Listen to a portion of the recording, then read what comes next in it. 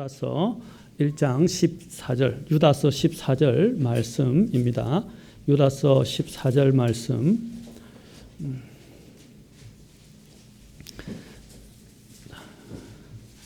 자, 유다서 14절 말씀. 자, 같이 함께 봉독하겠습니다. 유다서 14절 시작. 아담으로부터 일곱째 사람인 에녹도 이들에 관해 대언하여 이르되 보라 주께서 자신의 수만 성도와 함께 오시나니. 기도하겠습니다.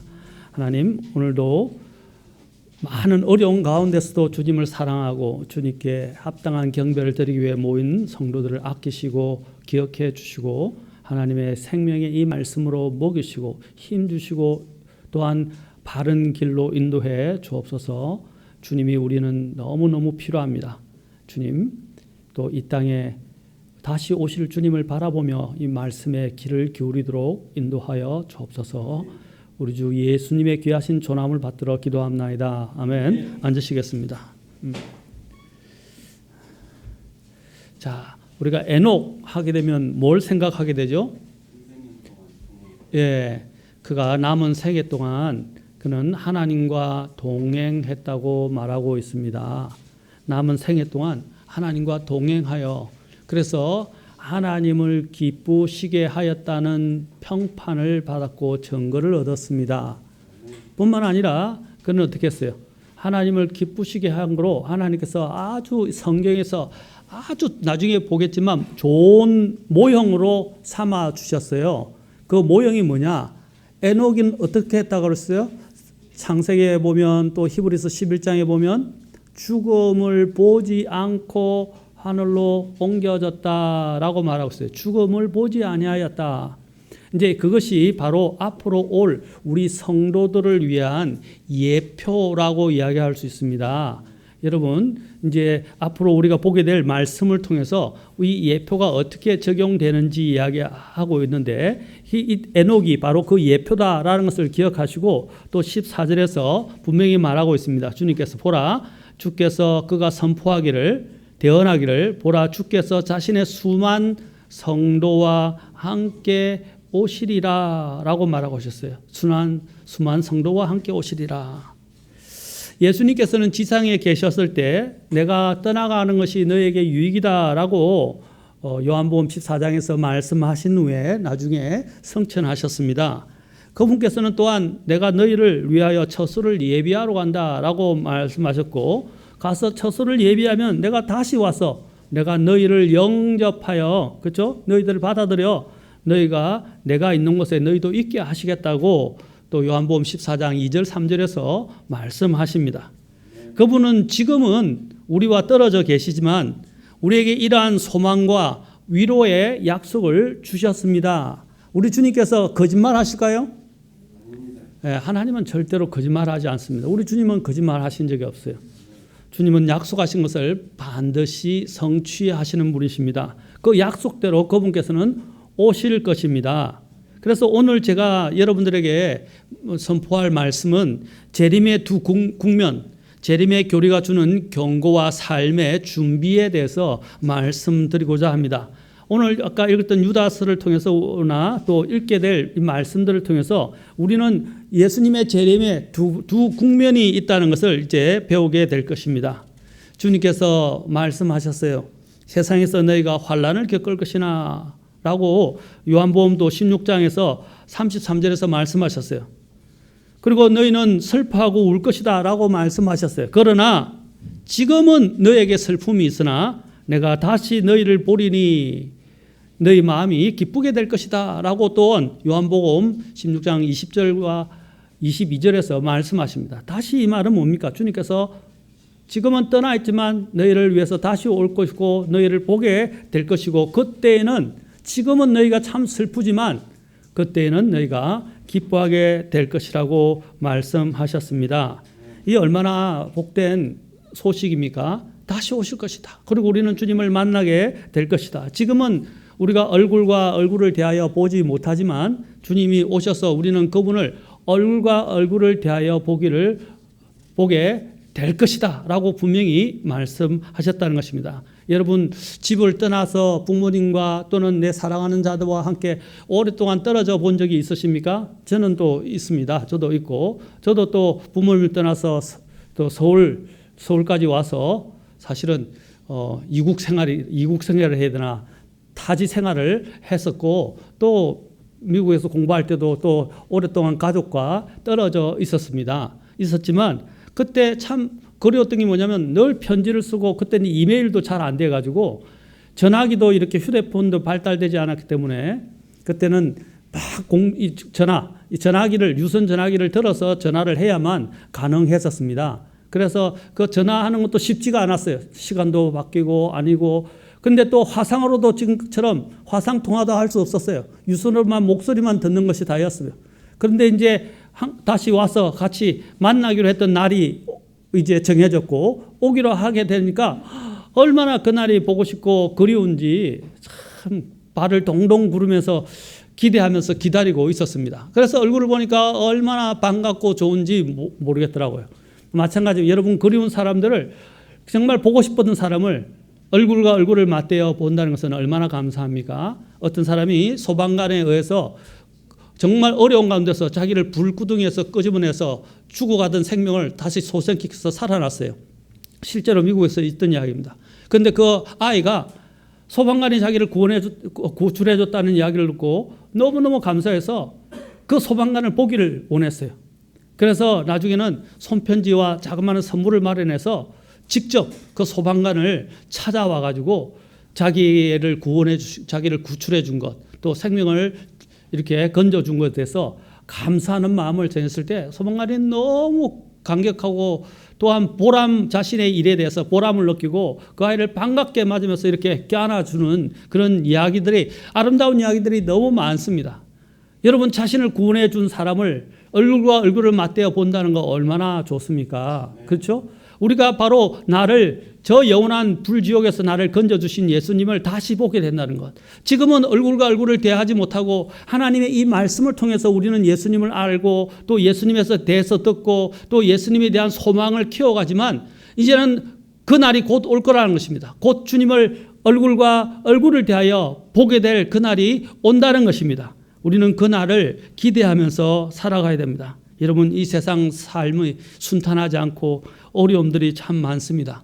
그러나 주님이 오시는 그 약속이 있기 때문에 또 우리는 그 주님이 오시게 되면 이 세상 모든 죄와 또 이 세상의 슬픔과 이 세상의 모든 눈물과 고통과 수고로부터 우리는 이제 안식하게 될 것이고 주님과 함께 영원한 기쁨의 복락이 있는 천국으로 가게 된다는 것, 얼마나 감사한 일입니까? 우리가 그래서 이 주님의 재림을 바라는 문제는 굉장히 중요합니다. 왜냐하면 이것은 우리를 이제 영원한 안식으로 데려가는 바로 그 복된 시간이 되기 때문입니다.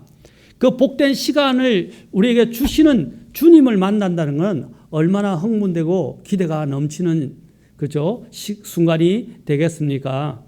그런데 그러한 부분들을 아직 우리가 실현되지 않았고 이제 바라보고 있지만 그것들을 우리가 기리고 생각해야 합니다. 그 중에서 특히 교회에서 그 예수님의 오심을 기대하고 기다리는 가장 대표적으로 교회에서 하는 규례가 뭐죠? 규례가 바로 주님의 만찬이라는 겁니다. 주님의 만찬. 주님의 만찬은 무엇입니까? 고린도 우리가 전서 11장에 보면 주님의 만찬에 대해서 우리 전에 늘 할 때마다 읽지만 다시 한번 보도록 하겠습니다. 고린도 전서 11장에서 우리가 보도록 합시다. 고린도전서 11장에서 주님의 만찬과 관련해서 말씀하십니다. 고린도전서 11장 26절 보십시오. 주님 만찬, 우리가 성찬이라고 보통 이야기하는데 주님의 만찬이죠. 이 만찬에 25절에서 이렇게 봅니다. 예수님께서 말씀하시고 24절 25절에서 말씀하시고 26절에서 이렇게 결론을 냅니다. 이는 너희가 이 빵, 만찬의 빵을 먹고 이 잔을 마실 때마다 주의 죽으심을 어떻게 하라고요? 그분께서 오실 때까지. 이 말은 오실 때까지 보인다 말은 그냥 만찬을 오실 때까지 시행하라 이 말도 있지만 주님이 오시는 걸 기대하고 바라본다는 거예요. 기대하고 바라본다는 거예요. 그때가 오면 더 이상 어떻게 해요?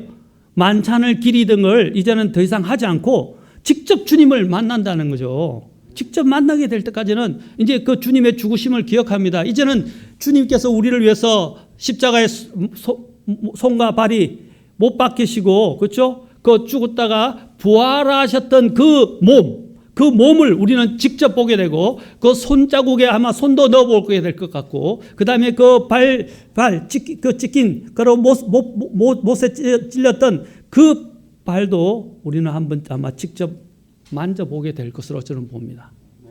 주님은요, 영혼 속에 들어갔어도 우리는 예수님을 믿을 때 나중에 그 주님을 만나게 될 때 우리의 몸은 영화로운 몸으로 변하거든요. 온전하고 영화로운 몸으로 변하지만 예수님은요, 그 상은, 그 흔적, 십자가에 못 박혀진 손과 발의 흔적은 그대로 갖고 계세요. 그래서 영원토록 우리가 그걸 보게 하신다는 것입니다. 도마에게 주님께서 뭐라고 하셨습니까? 너는 내 손에, 그렇죠? 손자국에 손가락을 넣어보고 믿지 않는 자가 되지 말고 믿는 자가 되라라고 하셨어요. 우리는 영혼 속에서 나를 위해서 십자가에서 죽으셨다가 부활하신 그 주님의 상흔을 계속 영원토록 보게 될 겁니다.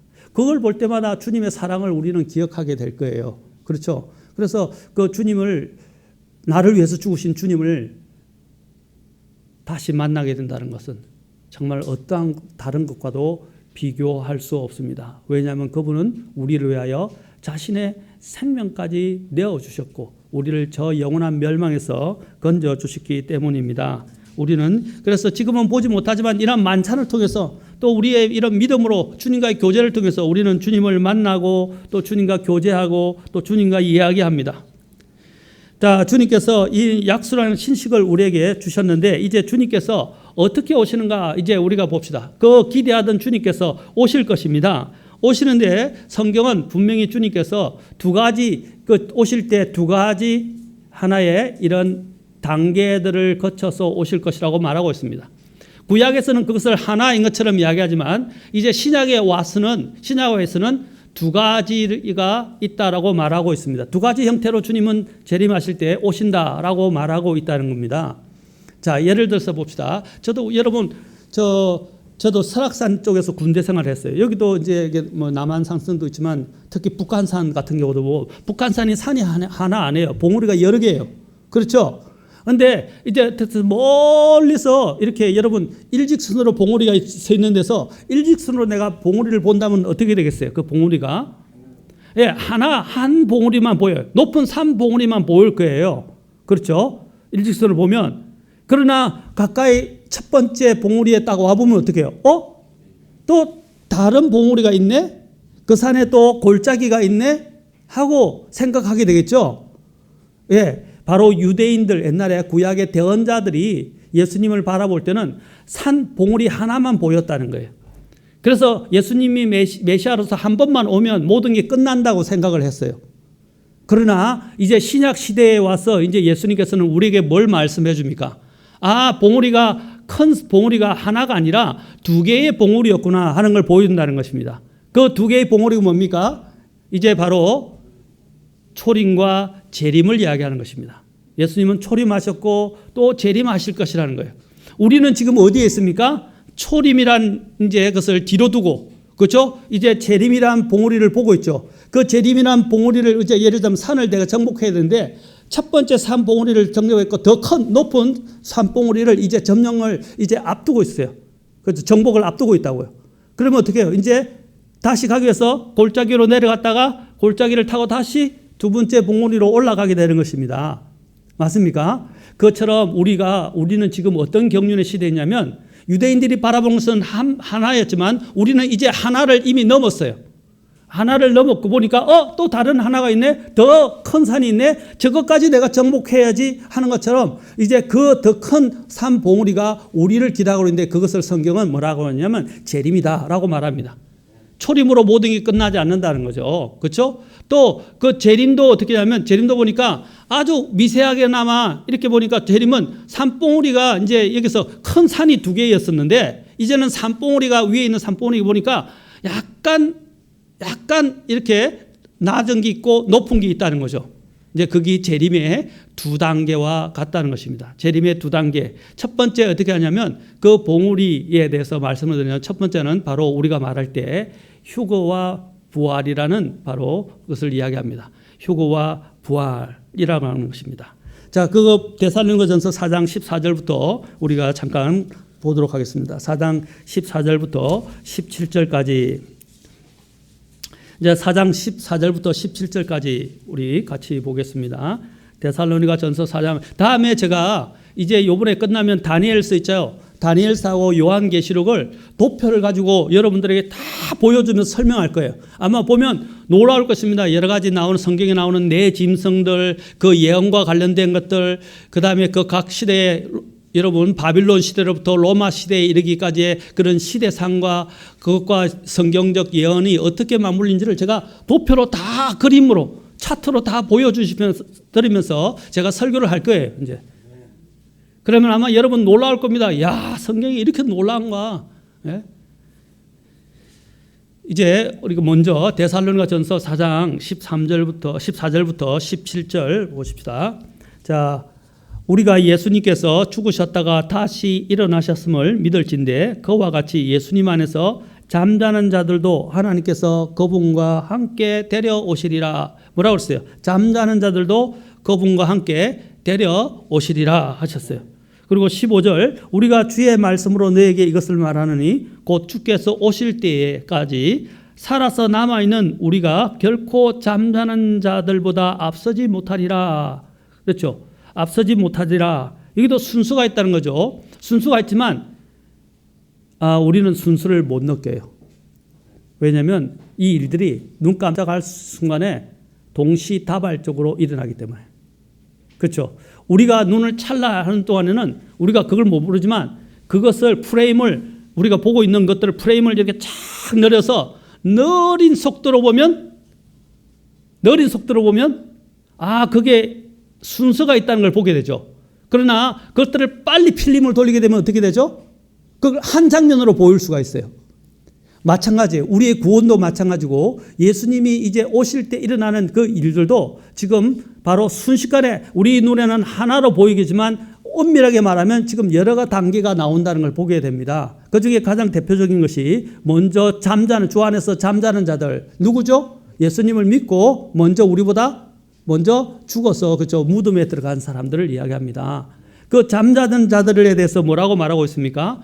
자, 여기 데살로니가 교회 성도들은 어떤 일이 있었어요?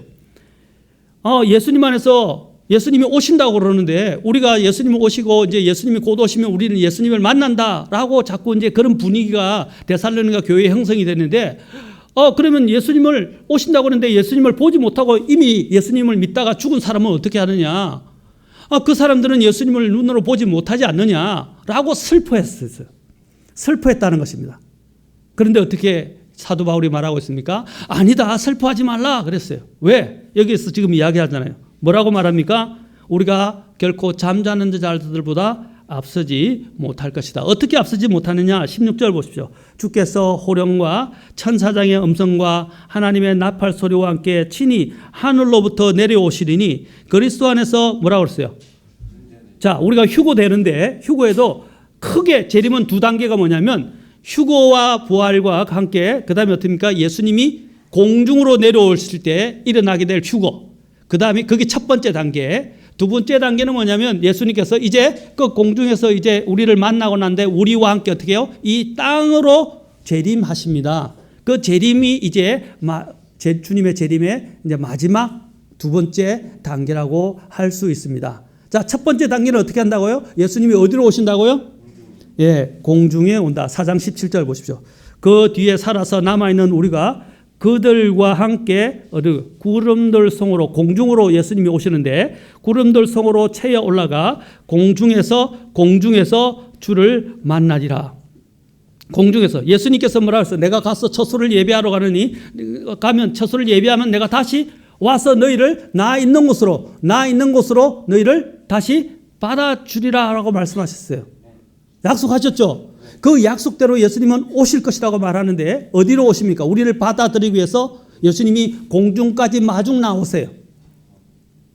얼마나 좋아요? 안 좋은가요?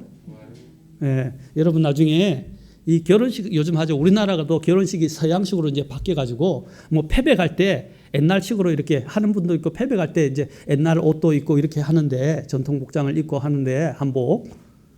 원래 이 결혼식 지금 우리가 하고 있는 이 결혼식이 어디서 나온지 아세요? 서양에서 왔다 그러죠. 그런데 서양에서 온 게 아니고 원래는 이 성경적 유대인 풍습에서 온 거예요. 자, 결혼할 때 어떻게 하죠? 처음에 누가 입장하죠? 신랑이 입장하죠. 신랑이 먼저 들어온다 이 말입니다. 그렇죠? 그래서 앞에 줄에서게 있다가 이제 좀 있다가 가장 꽂힌 신부가 들어올 때 어떻게 합니까? 예쁘게 단장하고 올 때 딴딴따단 하고 할 때 어떻게 해요? 이제 신부가 들어오기 시작하죠. 신부가 들어오기 시작할 때 누구하고 같이 오죠? 아버지와 함께 오죠. 그렇죠? 하나님 아버지께서 데려오시는 거예요. 그렇죠? 특히 아담과 이브와 마찬가지예요. 아담이 있었는데 이브를 누가 데려오셨죠? 하나님 아버지가 데려오셨잖아요. 그렇죠? 마찬가지로 이제 하나님 안에서 구원받은 자들 주님 하나님께서 이제 그를 이끄셔서 데려오시는 거예요. 자, 그러면 어떻게 해요? 신랑이 어떻게 하죠? 여기서 내려가가지고 여기서 내려가서 중간 여자 앞에 가서 이렇게 맞이하죠. 그래서 맞이해서 어떻게 데리고 자기가 원래 있던 그 줄에서 앞에 서야 될 자리에 서요, 안 서요? 서죠. 성경이 말하는 거예요, 원래. 맞아요, 안 맞아요? 그래서 결혼식 할 때 우리는 바로 앞으로 예수님을 만나서 우리를 맞이하실 그 신랑 되신 예수님이 우리를 맞이하실 것을 우리는 생각하게 된다는 거죠. 그래서 지금 여러분 결혼식을 그렇게 하는 거예요. 그런데 결혼식을 하면서 사람들은 예수님을 몰라요. 그러니까 다 예수님을 만날 것들 하나의 예표란 말입니다. 예표. 아, 우리가 이제 신랑 되신 예수님을 이렇게 만나겠구나. 안 그래요? 그래서 예수님께서 공중까지 내려오셔서 우리를 마중 나오셔서 우리를 만나 주시는 거예요. 그럼 만나셔서 어디로 합니까? 이제 아버지 그 처소 있는 대로 데리고 가신다 이 말입니다. 그렇죠? 데리고 이제 공중에서 우리를 만나 주시는데 이제 어떤 아까 순서가 있다 그랬죠. 먼저 어떻게 한다고요? 주님 안에서 먼저 잠든 자들. 그러니까 우리가 이야기하는 소위 예수님을 믿고 죽어 있는 사람들. 성경은 잠잔다라고 말하고 잠든 자들이라고 말합니다. 그들이 잠든 자들이 어떻게 합니까? 먼저 일어나요. 그런데 우리는 느끼지 못해요. 왜냐하면 순식간에 일어나니까 무덤이 열리고 그 잠든 자들이 먼저 싹 일어나서 올라가요. 어떻게 해요? 그들이 올라갈 때 우리는 또 그 뒤따라서 어떻게 해요? 우리가 영광스러운 몸으로 싹 변해가지고 올라간단 말입니다. 그래서 4장 17절에서 뭐라 했어요? 그 뒤에 살아서 자, 그리스도 안에서 16절에 그리스도 안에서 죽은 자들이 먼저 일어나고 17절에 그 뒤에 살아서 남아있는 우리가 어떻게 한다고 그랬어요? 우리가 그들과 함께 누구를 이야기하죠? 그들이? 예, 먼저 예수님 안에서 주 안에서 잠자는 자들 이야기합니다. 잠자던 자들과 함께 구름들 속으로 채여 올라간다 그랬어요. 자, 채여 올라간다 그랬을 때 예? 어떻게 하느냐? 우리 전도사님 여기 잠깐 나와보세요. 앞에 서 보세요. 여러분들이 잘 보여요. 자, 거기 서 계세요. 그런데 갑자기 서서 독수리가 이렇게 날개치면 쫙 가다가 먹일 땅을 보고 어떻게 하면 가서 쫙 채가지고 딱 데려가는 것처럼. 네? 고맙습니다. 네, 고생하셨어요.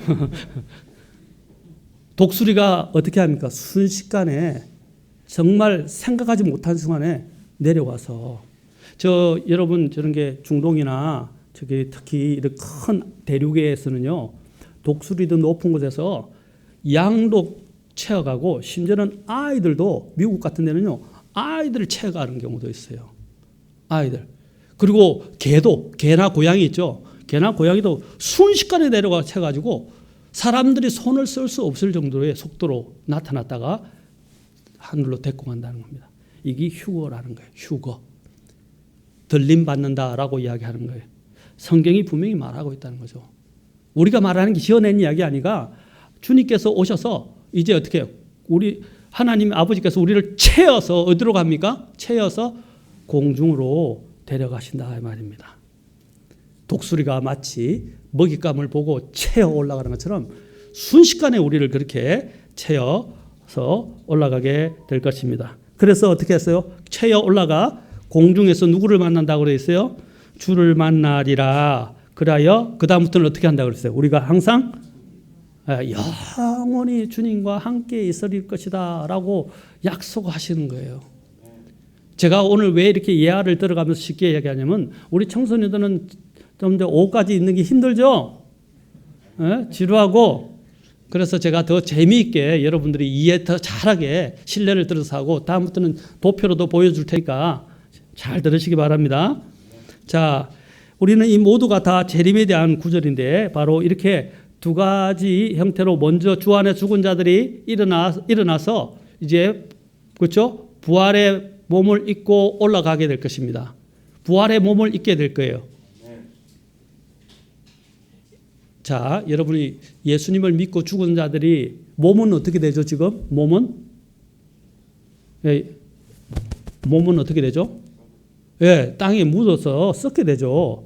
또 어떤 사람은 불태워서 없어질 수도 있어요. 또 화장도 하잖아요. 어떤 사람은 매장도 해요. 어떤 사람은 수장도 해요. 그러면 그 몸은 다 어차피 썩게 돼 있어요. 썩게 돼 있다고요. 그렇죠? 그런데 그들의 혼은 어떻게 됩니까? 영혼은? 하늘에 예수님과 함께 있단 말입니다. 그래서 예수님께서 어떻게 합니까? 이제 그들의 영혼과 함께 어떻게 해요? 그들의 몸을, 인간은 영혼 몸이 합해져야 돼요. 그래야 온전한 인간이 돼요. 그래서 몸의 구속을 기다린다고 이야기하는 거예요. 그걸 몸의 구속이라고 그래요. 이제 그 몸이 그 분리됐던 영혼과 함께 어떻게 해요?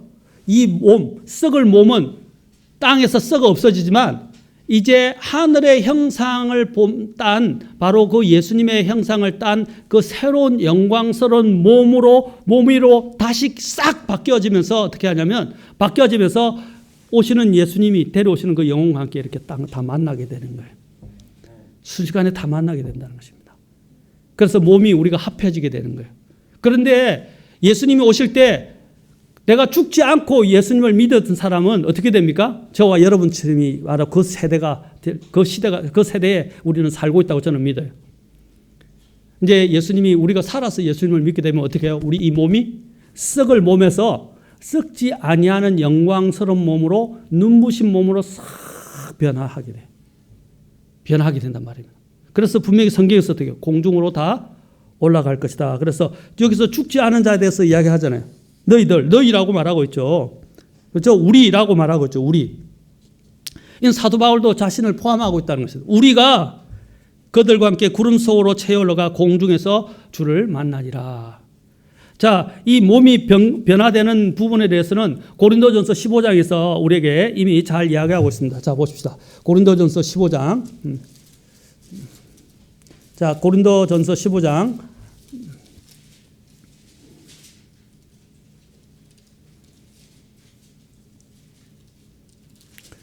15장에서 이 부분들을 아주 잘 우리에게 설명해 주고 있습니다. 자, 영광에 대해서 사도 바울이 또 부활에 대해서 이야기하다가 영광에 대해서 이야기합니다. 영광, 자 보십시오. 각자의 영광이 있다는 것이죠. 다 영광이 있다는 40절, 41절에서 하늘에 있는 몸들도 있고 봅시오. 어떤 몸이라고요? 하늘에 있는 몸들도 있고 땅에 있는 몸들도 있으나 하늘에 있는 것들의 영광이 이러하고 땅에 있는 것들의 영광이 저러하니라. 해의 영광이 이러하고 달의 영광이 저러하며 별들의 영광이 다 다르니 이 별과 저 별이 영광면에서 다 다르다. 다 누리는 영광이 다르다는 거죠. 자, 각각의 영광이 다릅니다. 자, 42절 죽은 자들의 부활도 이와 같으니라.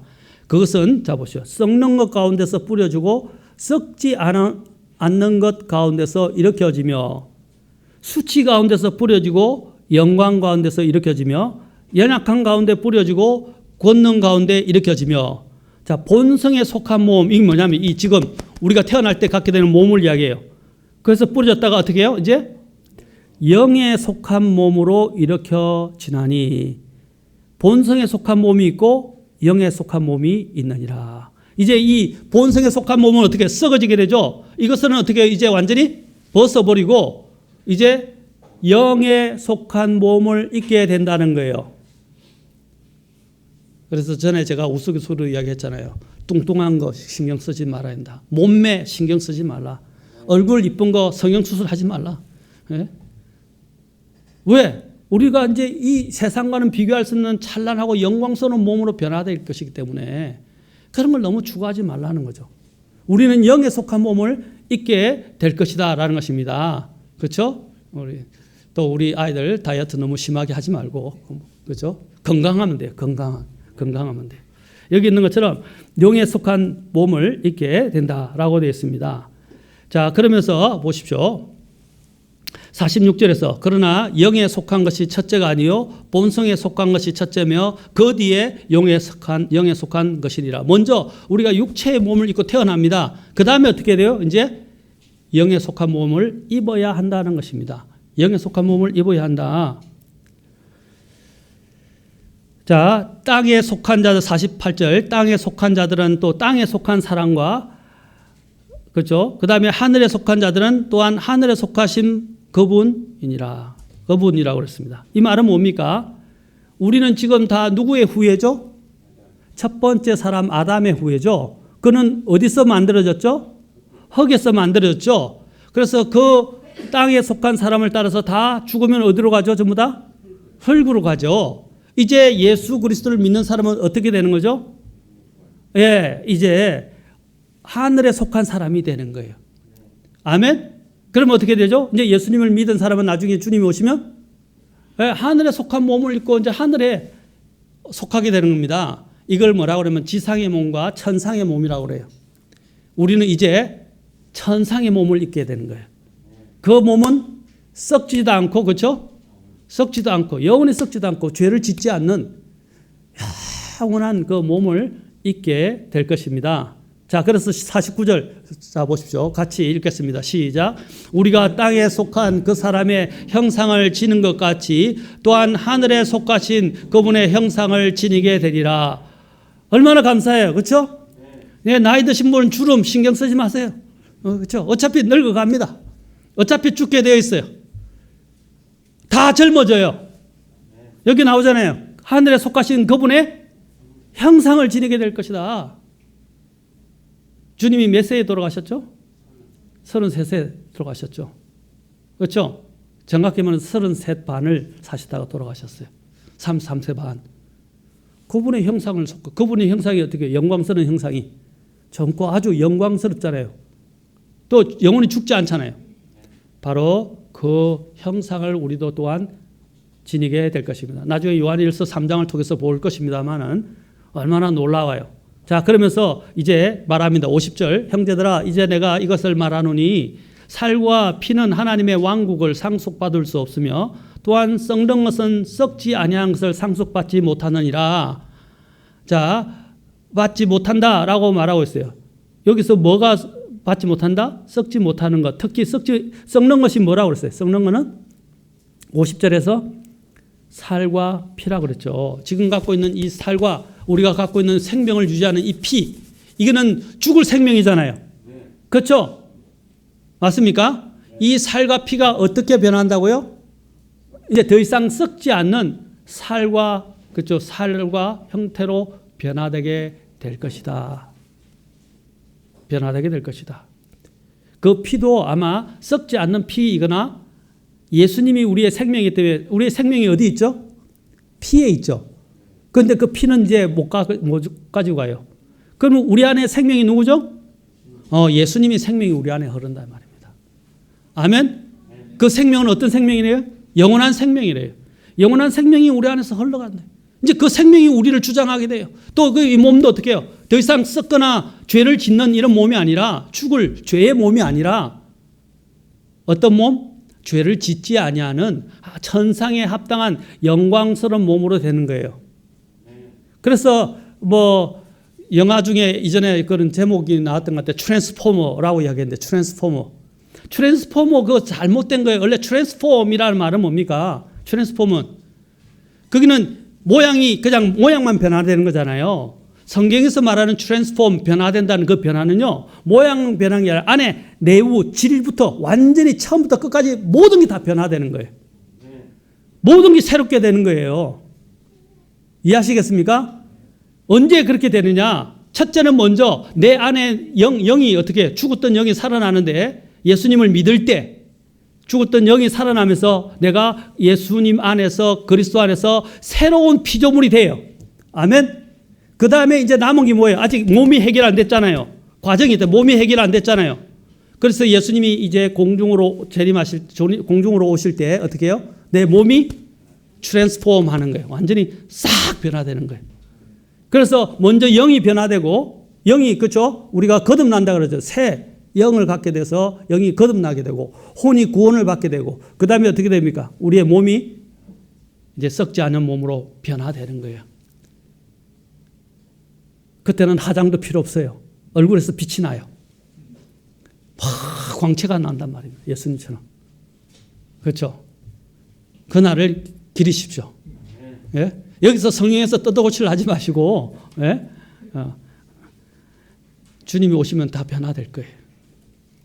그날을 봅시다. 자, 계속해서 말씀합니다. 자, 51절 이야기합니다. 51절. 보라, 내가 너에게 한 가지 신비를 보이노니, 우리가 다 잠자지 아니하고 마지막 나팔 소리가 날 때에 눈 깜짝할 사이에 순식간에 다 변화되리라. 어떻게 한다고요? 눈 0. 몇몇 초 사이에, 상상도 할 수 없는 시간에, 우리가 눈으로 캐치하기 어려운 시간이에요. 싹 변화돼 버린다는 거죠. 순식간에. 다음에 여러분 같이 함께 휴거 영화가 있어요. 레프트 비하인드하고 휴거 영화인데 한번 보십시다. 같이 보면 거기서 사람들이 갑자기 순식간에 빛으로 쫙 변하면서 하늘로 순식간에 그냥 올라가 버리는 그런 장면들이 나와요. 상상의 내용이 아니라 실제로 예수님께서 우리에게 약속하고 계신 거예요. 기대되지 않나요? 하늘로 날고 싶지 않나요? 아, 재미없어. 재미없어. 우리 수연이 반응 좀 해주세요. 자, 보십시오. 눈 깜짝할 사이에 순식간에 다 변화되리라. 자, 52절. 나팔 소리가 나매 죽은 자들이, 여기 나오죠. 죽은 자들이 썩지 아니할 것으로 일어나고, 그 다음에 우리도 어떻게 해요? 변화된다 그랬어요. 그래서 썩을 것이 반드시 썩지 아니함을 입고, 죽을 것이 반드시 죽지 아니함을, 불멸을 입는다 이 말입니다. 불멸을 입으리로다. 그래야 썩을 것을 썩지 아니함을 입고 죽을 것이 죽지 아니함을 입을 때에는 기록된 바 뭐라고 그러느냐? 사망이 승리 가운데 삼켜졌도다. 자, 사망이 어떻게 삼켜졌느냐? 55절 자 보십시다. 오 사망아, 너의 쏘는 것이 어디 있느냐? 오 무덤아, 너의 승리가 어디 있느냐? 자, 여러분, 사망과 무덤을 이길 수 있는 사람이 있어요, 없어요? 이길 수 있는 사람, 예수님 외에 없죠. 이 땅에는 없죠. 예수님 외에는 없어요. 예수님이 이미 사망을 이기시고 부활하셨잖아요. 이제 우리에게도 어떻게 해요? 더 이상 이제 죽지만 주 안에서 죽은 자들을 붙들어 맬 수 없다는 거죠. 그들은 어떻게 해요? 무덤을 열고 부활하게 될 것입니다. 새로운 몸을 입고 부활하게 될 거예요. 우리는 어떻게 한다고요? 또 우리 또한 우리의 몸도 썩지 아니할 몸으로, 천상의 몸으로, 영광스러운 몸으로 순식간에 변화되게 될 것입니다. 그래서 우리가 그때 이렇게 외치게 될 것 같아요. 오 사망아, 너의 쏘는 것이 어디 있느냐? 오 무덤아, 너의 승리가 어디 있느냐? 사망과 무덤도 주장하지 못한다는 거예요. 성경에 보면 죽음이 뭐랍니까? 사망과 무덤이 다오 다오 다오 하는 성경에 나와요. 잠언과 전도서에 보면 뭐라고 그랬어요? 계속 요구하는, 땅에서 요구하는 게 있다는 거죠. 그중에 가장 대표적인 것이 끝이 없이 요구하는 것이 있는데 그게 바로 무덤이라 말했어요. 무덤은 계속 다오 다오 다오 한다는 거예요. 죽을 자를 달라는 거예요. 그러나 이제 그것도 끝난다는 거예요. 누구 누가 오실 때? 예수님이 오실 때 믿는 자들도 그 모든 것이 종식될 것이다. 그래서 57절 같이 57절 58절 같이 읽겠습니다. 시작. 그러나 우리 주 예수 그리스도를 통하여 우리에게 승리를 주시는 하나님께 감사하노라. 그러므로 내 사랑하는 형제들아 너희는 굳게 서서 흔들리지 말고 항상 주의를 넘치게 하라. 너희 수고가 주 안에서 헛되지 않은 줄 너희가 아느니라. 언제 어떻게 한다고요? 우리에게 승리를 주시는 하나님께 감사한다. 누구를 통해서 승리를 주세요? 여기 뭐라고 그랬어요? 누구를 통해서? 우리 주 예수 그리스도를 통해서. 다 예수님을 믿으셨어요, 정말? 예수님을 믿고 다 죄가 용서받고 구원 받으셨어요? 네, 그러면 죽어도 다시 부활할 거예요. 살아서 예수님을 믿게 되면 어떻게 한다고요? 그 몸이 영광스러운 몸으로 순식간에 변화될 것입니다. 눈 깜짝할 순간에 변화될 거예요. 그래서 우리는 어떻게 해요? 이제 더 이상 무덤이 우리를 주장할 수가 없다는 것입니다. 그렇죠? 이제 우리는 그 무덤조차도 두려워하지 않습니다. 죽음조차도 두려워하지 않습니다. 왜냐하면 우리는 죽어도 다시 살 것이고, 그렇죠? 일어날 것이기 때문입니다. 그래서 58절 그러므로 내 사랑하는 형제들아 너희는 굳게 서서 흔들리지 말고 항상 주의를 넘치게 하라. 너희 수고가 주 안에서 헛되지 않은 줄 너희가 아느니라. 우리가 해야 할 일은 뭡니까? 이 땅에서 이제 소망을 갖고, 그렇죠? 주의 일을 흔들림 없이 흔들리지 말라고 그랬죠. 믿음에서 자꾸 동요되고 흔들린 사람들이 있어요. 이것은 절대 진리예요. 아멘. 변하지 않는 진리예요. 그래서 믿음에서 흔들릴 수 없어요. 이제는 그 안에 굳게 서서 어떻게 주의 일을 넘치게 하라. 왜 넘치게 하라고 되어 있어요? 너희 수고가 주 안에서 헛되지 않기 때문이다. 자, 지금까지 말씀드린 게 뭐라고요? 주님이 공중에 재림할 때 일어나게 되는 그 부활과 휴거에 대해서 이야기합니다. 보통 휴거할 때 두 가지를 다 이야기하죠. 주 안에서 죽은 자들이 다시 부활하여 무덤을 열고 일어나서 부활해서 먼저 공중으로 올라가고 우리도 그들을 뒤따라서 함께 올라가서 공중에서 주님을 만나게 될 것이다. 아까 결혼식에서 만나서 어떻게 해요? 주님께서 우리를 어디로 데려가신다? 그분이 마련하신 처소로 우리를 데려가실 것이다. 이것이 바로 주님이 재림하실 때 있게 될 첫 번째 단계입니다. 이제 그러면 그 첫 번째 단계 다음에 어떤 일이냐? 이제 7년을 하늘에서 같이 보내고 7년을 보내고 다음에 7년에 어떤 일이 일어난지 우리가 볼 것입니다. 보내고 그 다음에 그 예수님과 함께 어떻게 해요? 이 땅에 지상에 재림하게 될 것입니다.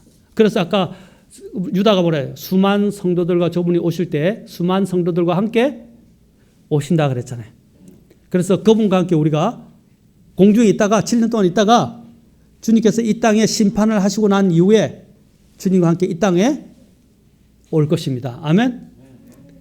저는 올 때 사람들이 이제 그걸 예수님이 구름 타고 오신다고 그랬는데 구름도 타고 오시지만 나중에 요한계시록을 보면 다음에 보겠지만 백마 타고 와요. 하늘의 백마를 타고 와요. 여러분 이렇게 좋은 애니메이션 만화 같은 거 보면 흰 백마, 하늘을 나는 백마를 타고 오는 그런 이야기들이 많이 있죠. 심지어는 유니콘을 타고 내려오는 이야기도 나와요. 유니콘은요 신화 속의 인물이 존재가 아니고 실제로 성경의 유니콘에 대해서 이야기하고 있어요. 지금은 그 존재가 사라졌지만 유니콘은 존재했었어요. 그러나 유니콘을 숭배하면 안 돼요. 그거는 하나의 피조물에 불과해요. 어쨌든 간에 우리는 어떻게 한다? 주님과 함께? 아마 주님이 백마 타고 오신 것처럼 우리도 주님과 더불어 그 뒤따라서 우리가 대군으로 같이 백마를 타고 오지 않을까 저는 생각합니다. 어쨌든 우리는 주님과 함께 그 공중에서 어떻게 해요? 이 땅으로 함께 내려와서 주님께서 모든 적들을 다 대패하시고 그렇죠? 무찌르시고 우리는 이제 주님과 함께 이 땅에서 영원토록 다스리게 될 것입니다. 아멘. 다음에는 더 두 번째 재림과 관련해서 우리가 더 심도 있게 한번 살펴보겠습니다. 재미있나요? 네. 신기하죠? 네. 다가옵니까? 네. 이 신앙을 가지고 이제 우리의 믿음 생활 더 격려하시기 바랍니다.